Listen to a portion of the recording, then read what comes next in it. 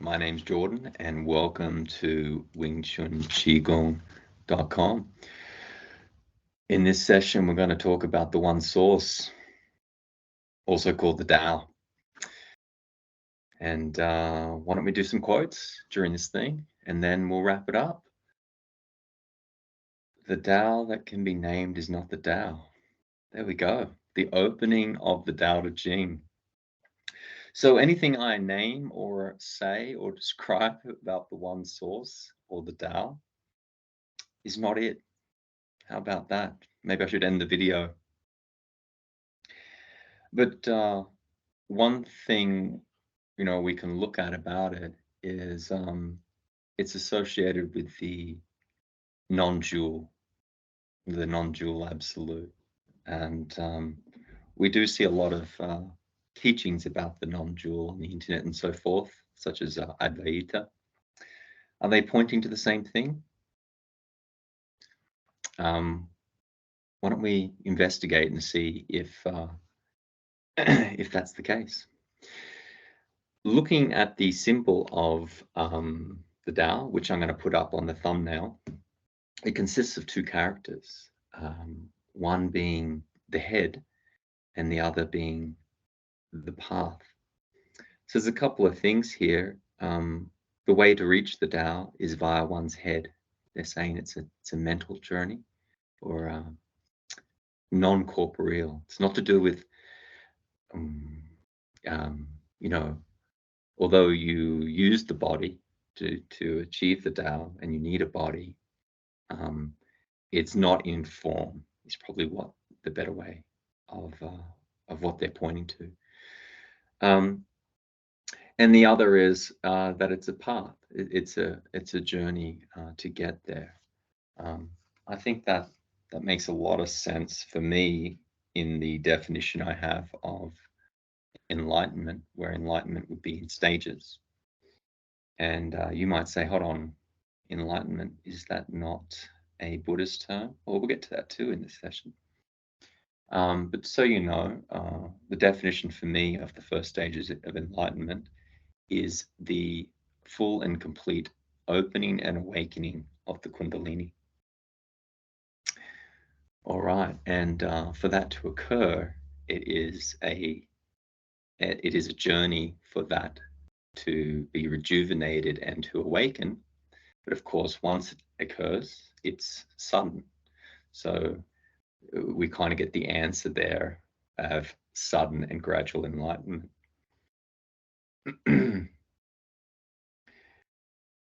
All right. Another thing, looking at the notes, is the naming convention of it. There are multiple names we can find, or nicknames, such as Tai Chi, which is the supreme ultimate. It's the same name used for Tai Chi Chuan, the supreme ultimate martial art or fist. It comes from the Tai Chi, or the other name is Tai Shu, or supreme void. I like that one. And Tai Yi, or the supreme mover. So we can see that it can have many names, and I guess in the West we have many names for it too. When I look at some of the studies I've done, and I think I picked these up a long time ago when I was going through the seeker stage of enlightenment, and but I do want to recommend that those who are interested in Taoist stuff, obviously I don't wear the Taoist garb, and you don't see, I don't think I have anything Taoisty in my room even. Except these books. These are translated by Thomas Cleary, and there are, about a dozen or so texts in this, even more because they break it down. And this was probably my first sort of soiree into Taoism, reading these types of things. I really loved it, actually. But I have to say, without understanding there's such a rich terminology, building that dictionary up to understand all of these things and incorporate it back for meaning, it's very easy to get lost with these texts. Hence why I'm presenting these this presentation or multiple presentations, once you get through them, if you understand all of the things I've said, you could then go back and read these texts and they'll make a lot more sense to you. One of the ones that really grabbed me, though, was the writings from Ancestor Lu and how the generations from after that created the complete reality school in Taoism.